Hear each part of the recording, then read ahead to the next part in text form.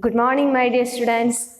Welcome back to our physics class. Okay, so I think all of you done your works and completed your notebooks. Okay, so we are going to discuss a fresh or a new thing, that is Ohm's law. Okay, so here we are discussing about the chapter electricity, right? So it's a main part, that is Ohm's law.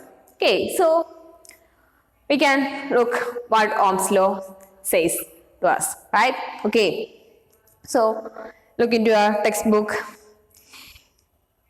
Ohm's law. Is there a relationship between the potential difference across the conductor and the current through it?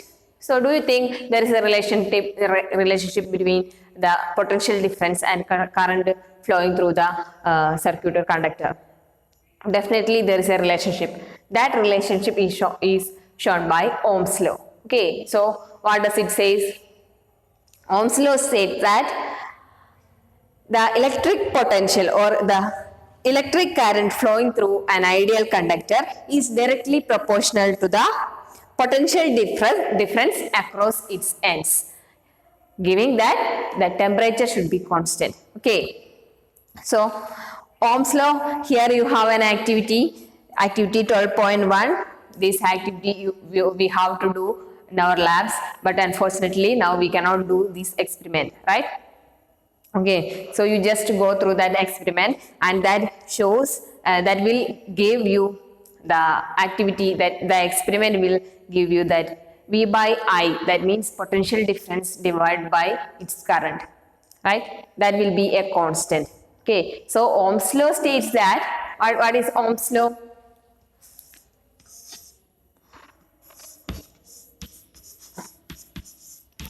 Ohm's law. It gives a relationship between potential difference and the current flowing through the conductor, right? And here you have the graph given to you while doing this activity. Just go through the activity, just read that. Set up a circuit shown in figure 12.2 consisting of a nichrome wire XY of length, say 0.5 meter, an ammeter, a voltmeter, and 4 cells of 1.5 volt each. So first of all, we have to construct a circuit, a closed circuit. Okay, so we need a meter, voltmeter, and a nichrome wire, that is the conductor. Okay, and that all things we need. And first use only one cell as shown as the source in the circuit. So here we have how many cells? 4 cells, each are having 1.5 volt, right? So first use only one cell as the source in the circuit. Okay, now the reading in the ammeter for the current and the reading of voltmeter V for the potential difference across the nichrome wire XY in the circuit. Okay, so tabulate the table given below. Okay, so first of all we have to connect one cell, and after that now down the circuit is closed down, right?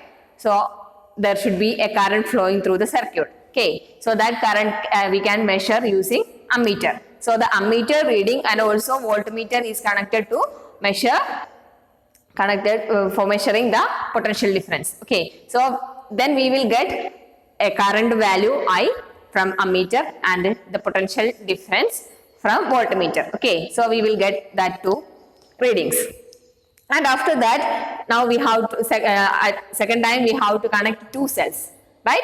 And repeat that measuring the ammeter reading and voltmeter reading using all these 4 cells, right? One by one we have to connect the 4 cells one by one. Okay, and we have to measure the ammeter reading and also the voltmeter reading. Then we will get the 4 values of I and V. Then from that each we have to calculate V by I. So we will get a result like V by I will be a constant. Whatever the values of V and I in the circuit when connected with 1 cell or 2 cell, 3 cell, 4 cell.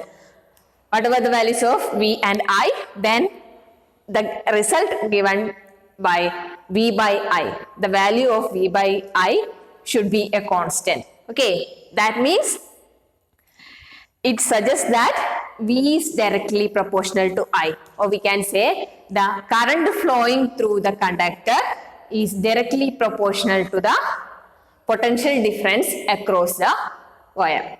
Okay, so and one more condition is there, the temperature should be constant. Okay, so that is our Ohm's law, and here you have figure 12.3 shows the current potential difference and current connection. That means a graph between potential difference and the current flowing through the circuit, and the graph will be a straight line flowing through the origin. That means as the volt means potential difference increases, then also current also increases, right? Okay, so in this activity you will find that approximately the same value for V by I is obtained in each case. Thus the VI graph is a straight line that passes through the origin of the graph as shown in figure 12.3, and thus V by I is a constant ratio. Okay, so that is the result given by this experiment or this activity. Okay, and a German scientist or German physicist Georg Simon Ohm found out a relationship between current flowing through a metallic wire and the potential difference across its terminals. The potential difference V across the ends of a given metallic wire in an electric circuit is directly proportional to the current flowing through it, providing its temperature remains the same. So this is Ohm's law. Okay, this is called Ohm's law. In other words, we can write V is directly proportional to I. That means the potential difference between the ends of the metallic wire or the conductor is directly proportional to the current flowing through that conductor, providing the temperature should be constant, right? Okay, so temperature should be a constant. Okay, and the temperature is when the temperature become different, then also the values will be different. For a particular temperature, the V by I should be a constant. That means V is directly proportional to I. Okay, or we can write V by I is equal to a constant. Okay, so this constant having some importance. Okay, V by I is a constant that we obtained from the Ohm's law experiment, right? So this constant has some importance. The constant is known as what?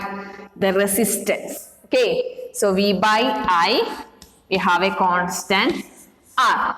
Okay, so the constant R is known as the resistance of the conductor. Okay, so from here we can write V is equal to IR, right?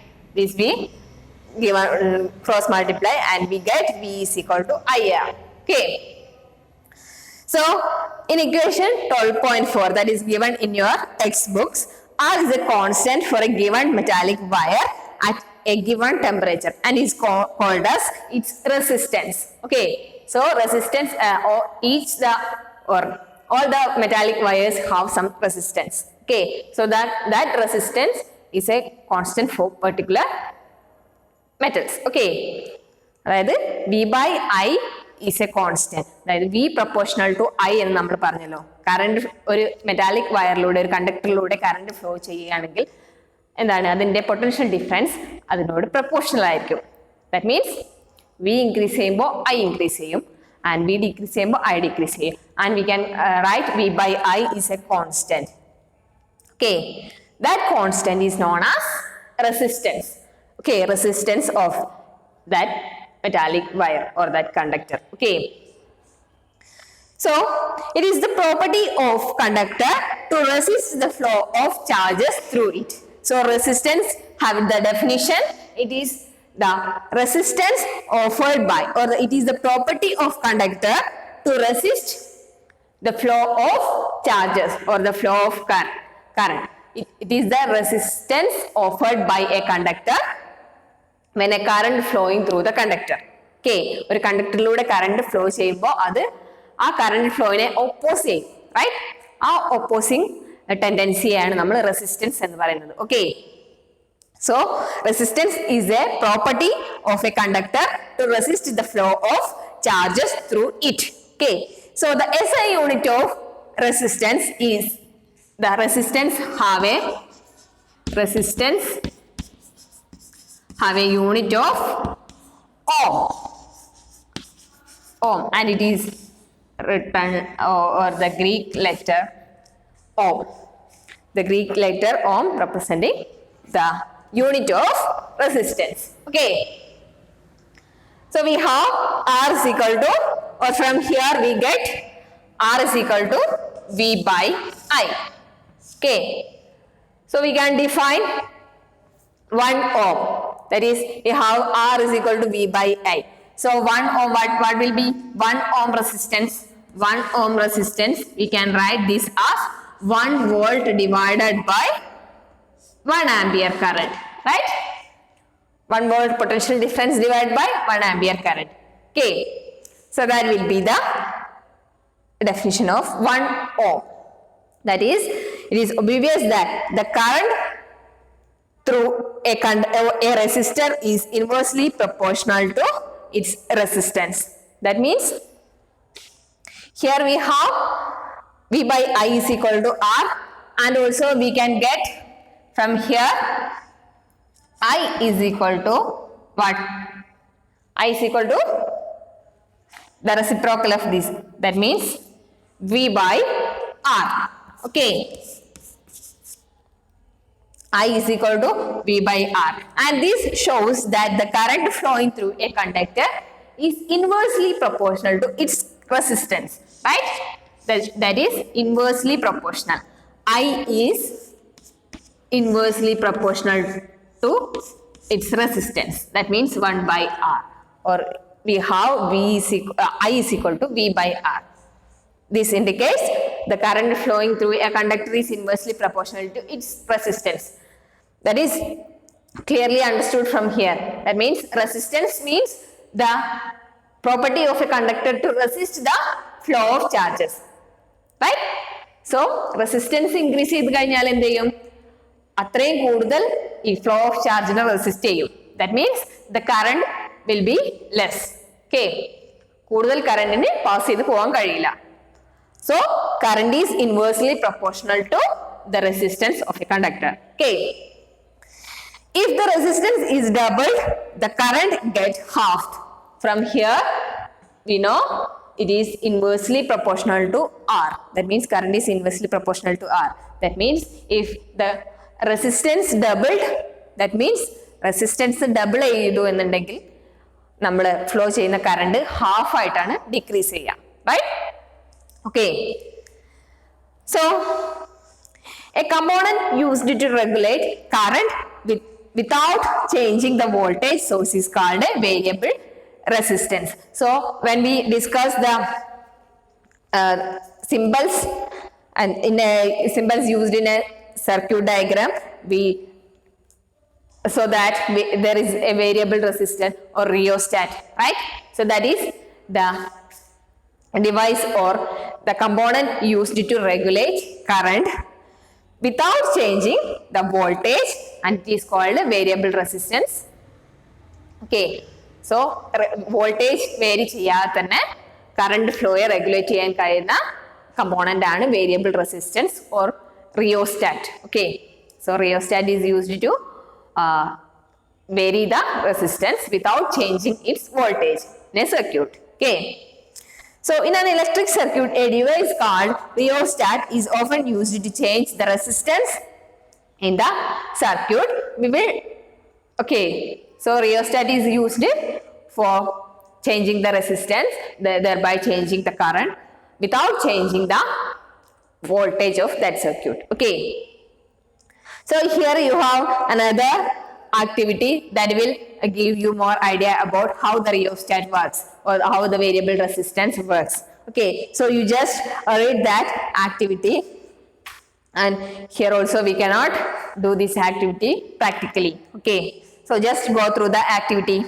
Take a nichrome wire, a torch bulb, and a 10 watt bulb, and an ammeter, 0.5 ampere range, a plug key, and some connecting wires. Okay, so set up a circuit by connecting 4 dry cell of 1.5 volt in series with the ammeter, leaving a gap XY in the circuit as shown in figure 12.4. So here all the figure is given to you, and then complete the circuit by connecting the nichrome wire in the gap XY, plug the key, note down ammeter reading, take out the key from the plug.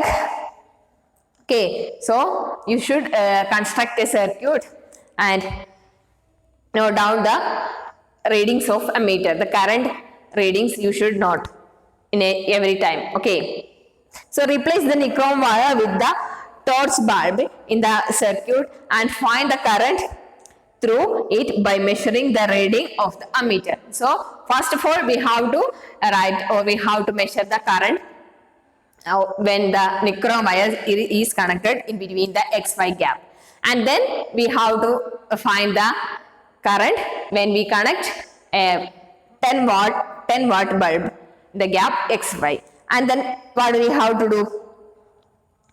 So there must be, the reading should be different. Okay, the 10 watt bulb will show one reading in ammeter, and the nichrome wire will show another reading in ammeter. That reading should be different. Okay, definitely the reading should be different. Okay, so you may repeat the activity by keeping any material component in the gap.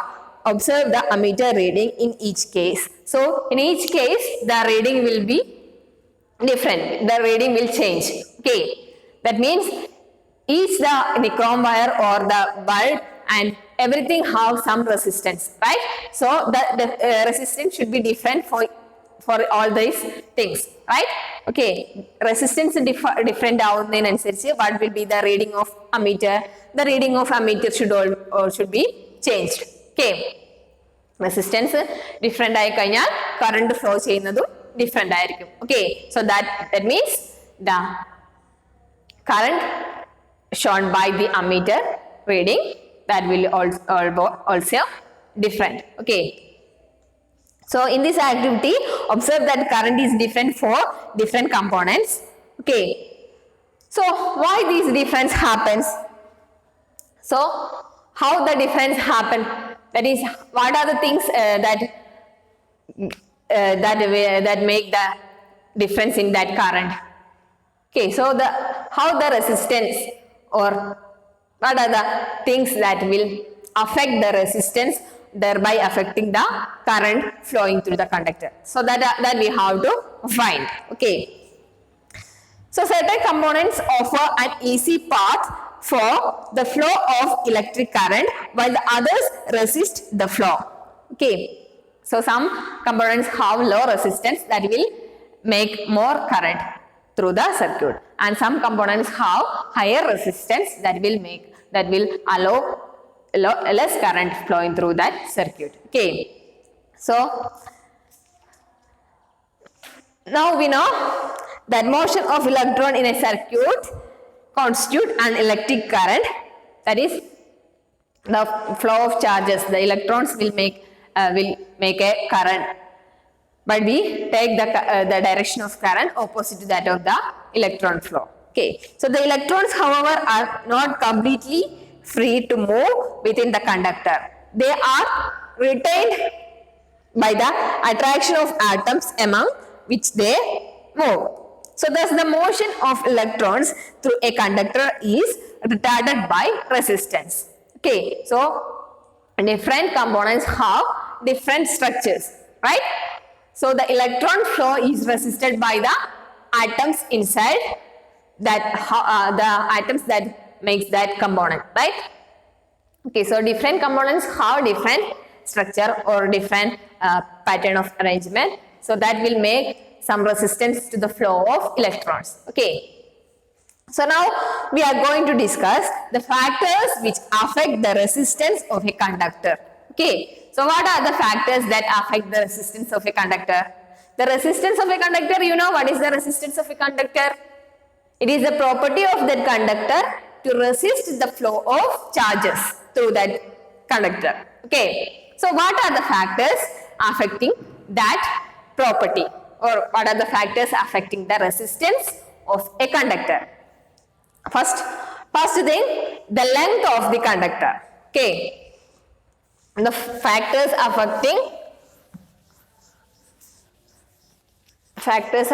resistance of a conductor. Okay. So what are the factors? First factors affecting. Okay. Just write, you have to write all the things. I just write factors. Which are the factors? Okay. So first one, length of the conductor. Length of the conductor affect the resistance. How the length, when the length is different for different conductors, that give different resistance for the conductors. Okay, so how it affect the resistance? Then we have to know. Now the resistance increases with increase in its length. Okay, so you have an activity given, and all these activities given to you to know how these factors or how the concepts works actually. Okay, so these experiments show what we studied. That will more clear to you while doing all these activities. But unfortunately, we cannot do all these activities practically. Okay, so you just go through the activities that will give them more idea, or that will make you the concept more clear. Okay, so you just go through the activity. Now we know length affects the resistance. So how the length affect the resistance? We can find it through the activity. So complete an electric circuit consisting of a cell, an ammeter, and a nichrome wire of length L, and a plug key as shown in figure 12.5. So all the figure and also the details is given to you. Okay, so now plug the key, not the current, in the ammeter, and replace the nichrome wire by another nichrome wire of same thickness but twice the length. So first we have to find the current flowing through the circuit using a nichrome wire of length L, and then we replace the nichrome wire that having a length double the first wire. Okay, so the reading should be changed. Okay, and now replace wire by the thicker nichrome wire of the same length. A thicker wire has a larger cross-sectional area. Again, note down the current through the current. So the cross-sectional area also affect the resistance. Thickness is also affect the resistance of the conductor. Okay, and instead of taking the nichrome wire, connect a copper wire in the circuit. Let the wire of the same length and same area of cross section as that of the first nichrome wire. Note the value of current and note the difference in current in all cases.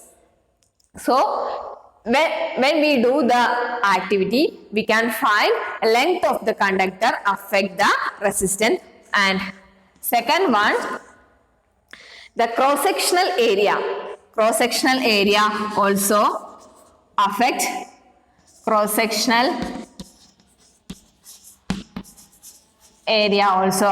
the resistance, and also the nature of the material. That means when we replace the nichrome wire with a copper wire, right?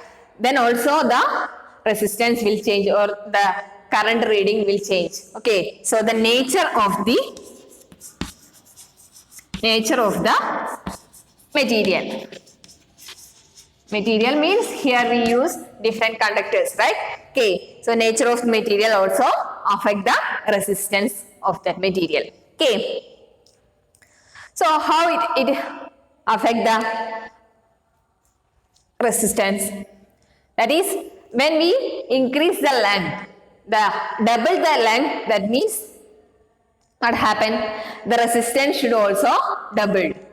That means resistance is directly proportional to length of the conductor. Okay, so when the length of the conductor doubled, resistance also doubled. That means what will happen to the current? The current will be decreased by half. Okay, resistance double ചെയ്തു എന്ന് പറഞ്ഞാൽ current half ആയി എന്നാണ് അർത്ഥം, right? That means the resistance is directly proportional to length. Okay, and also here we can write the cross section, how the cross sectional area affect the resistance. The cross sectional area is inversely proportional to the resistance.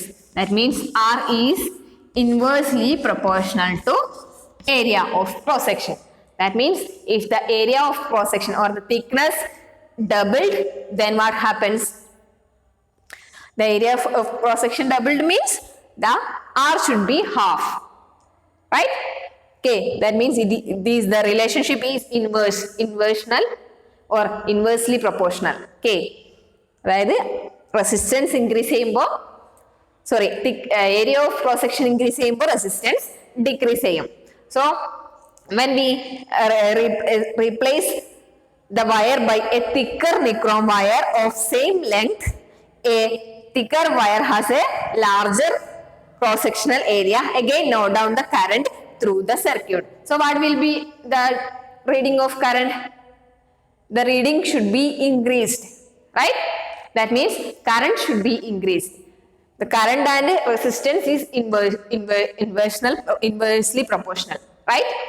That means current increase ചെയ്തു എന്ന് പറഞ്ഞാൽ resistance decrease ചെയ്തു എന്നാണ് അർത്ഥം, right? That means cross sectional area increase ചെയ്തപ്പോൾ resistance decrease ചെയ്തു. Okay, resistance decrease ചെയ്തതിന്റെ ഫലമായിട്ട് current flowing through that conductor increases. Okay, so that means R is inversely proportional to A. Okay, and nature of the material, what happens? The current should be different. Okay, that when we use nichrome wire and what?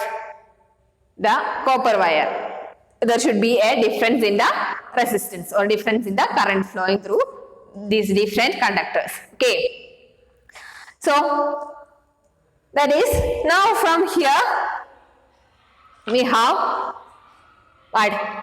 R is directly proportional to L and R is inversely proportional to A. So we can write R is directly proportional to L and R is inversely proportional to A. So here we can write R is directly proportional to L by A, or we can convert this proportionality sign by multiplying with a constant. Okay, so R is equal to a constant into L by A. So this constant, okay, so this constant is also having some importance. Okay, so this constant is also known as the resistivity rho. The resistivity rho of the conductor. That is, we can write R is equal to rho L by A. Rho into L by A. This constant, this is the constant rho. Rho is known as the resistivity of the particular material. Okay, so that is, here you have given in your textbook, and you go through your textbook. The resistance of a conductor depends on the length and on its cross-sectional area and the nature of the material. Okay, that we will get the result of this activity 12.3. Okay. And precise measurements have shown that resistance of a uniform metallic conductor is directly proportional to the length and inversely proportional to the area of cross section. Okay, so R is directly proportional to L and inversely proportional to area of cross section. And we get R is equal to rho L by A. Okay, so where rho is a constant of proportionality and is known as the electrical resistivity of the material of the conductor. Okay, so particular materials have particular resistivity. Okay, so rho having a unit of ohm meter. So resistivity having a unit of ohm meter. So from here we will get the, from here, can I wipe this factors? That we have R is equal to rho L by A, and from here we will get rho is equal to, we can cross multiply this, R A divided by L is equal to rho, right? Okay, so what is R? R is the resistance, okay, and A is the cross sectional area, and L is the length of the material of the conductor. Okay, so from here we can get the unit of what? Unit of rho. Just a second.